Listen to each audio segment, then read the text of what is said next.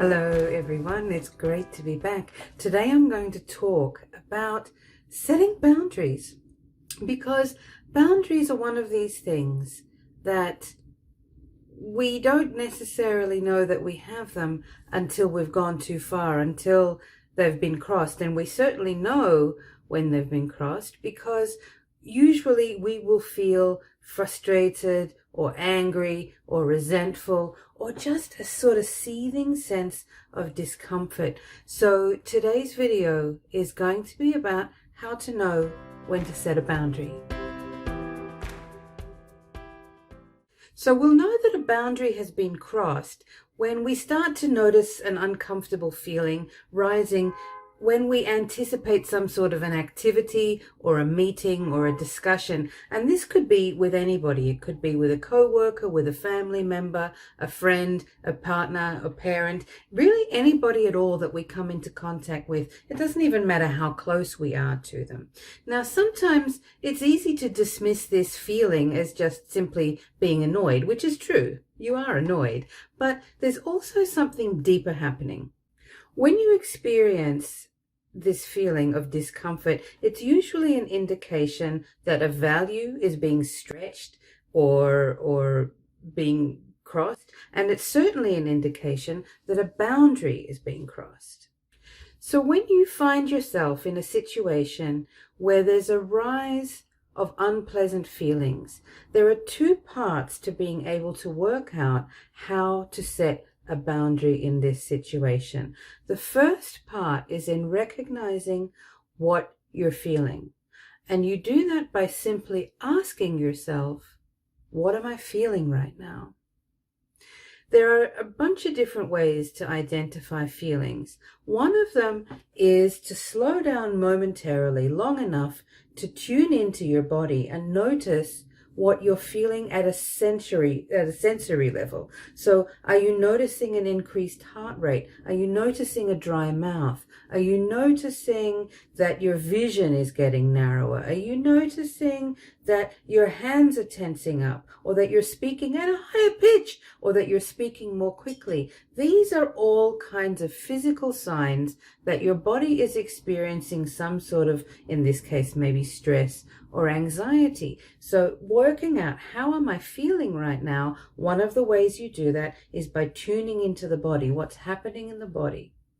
Another way of recognizing what you're feeling is to actually identify an emotional feeling. There is a feelings wheel that looks like this, and I'll link below to where you can see a still version of that feelings wheel. It's a really useful tool because it helps us identify a core feeling, of which there are about 7 or 8, and then some splinter feelings that come out from there. It's super useful when we're working with values and boundaries that we understand exactly what we're feeling, so we can then set a boundary around it.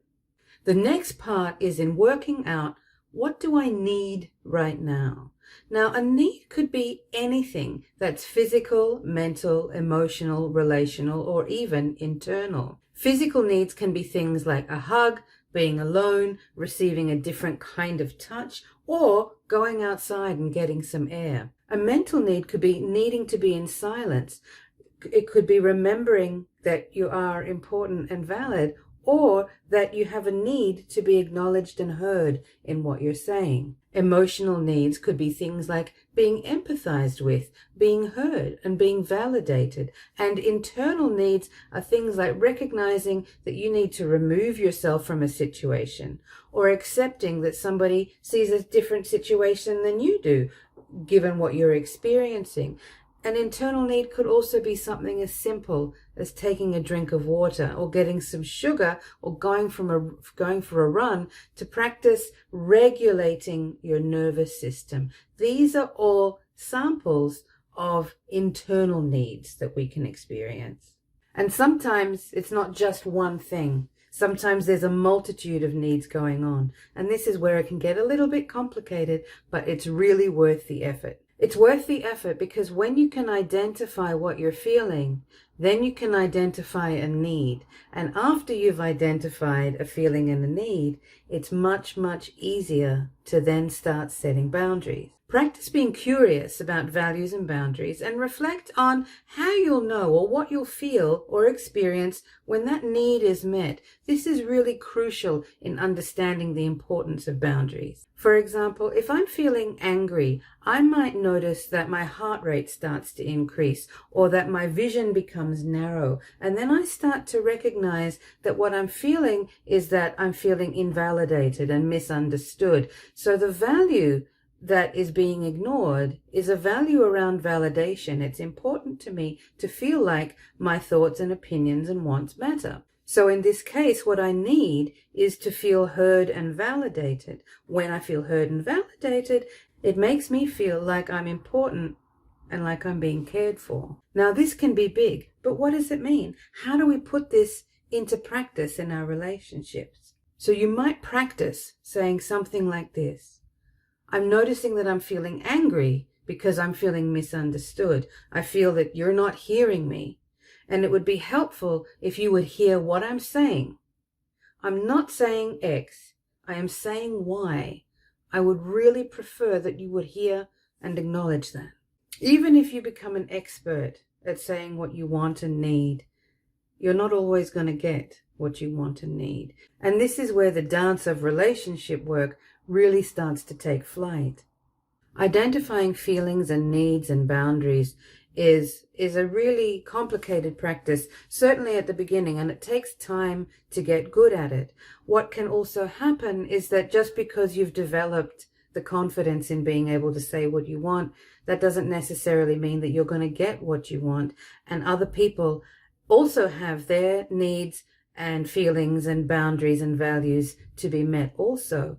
So this is where learning and practicing, talking with friends, talking with partners, talking with co-workers, talking with the people around you, being able to get used to talking like this and being able to tolerate the discomfort of not necessarily being able to have all of your needs and boundaries met, yet still that you practice taking care of them yourself, because in stating them, it doesn't necessarily mean that the other person is obliged to offer that to you, but in stating it, you now have the opportunity to practice taking care of yourself in that moment, even if the people around you are not giving you what you want and need and deserve. That doesn't mean that you don't need to give yourself that. And the challenge is staying with the feeling. The challenge is staying with the boundary, even though the people around you might not be. So in this way, you practice learning to not abandon yourself, even when things get difficult. When we can learn to advocate for ourselves in difficult situations, we can learn to withstand the discomfort that life brings. Being in community, being in relationship, being around other people is never a straightforward, easy task. But with practice, the rewards are absolutely worthwhile in ways that you can't even anticipate. And now, the other part that I want to leave you with is you might be thinking, well, where is the sex stuff? You're a sex therapist, which is true. I am a sex therapist, and I'm also a relationship therapist. Now, here's the thing. When you can learn and practice being able to talk about these other things, thoughts, feelings, ideas, values, and boundaries, when you can talk about them in a non-sexy context, it's going to be even easier for you to then apply these exact same principles in a sex context, because you're using the same skills. And for a lot of people, talking about sex is even harder than talking about feelings. Talking about feelings is hard. Talking about sex can be even more confronting for some people. So learning how to be better at sex actually uses these exact same skills around needs and feelings and boundaries and values. When you can feel comfortable and confident sharing those parts of yourself with a lover or a partner, it's going to be so much easier for you to be able to share that with a partner about sex and your values, and also learning to be able to listen to the needs and boundaries of others, and also for you to practice sitting with and staying with the discomfort, perhaps of not being able to give that to them, even though they're asking you for it. This again is where the dance of being two humans in a relationship together can get really complicated. But I promise you, if you persevere, it's absolutely worth the rewards. I hope you found this video helpful, and I'll see you next time. Bye.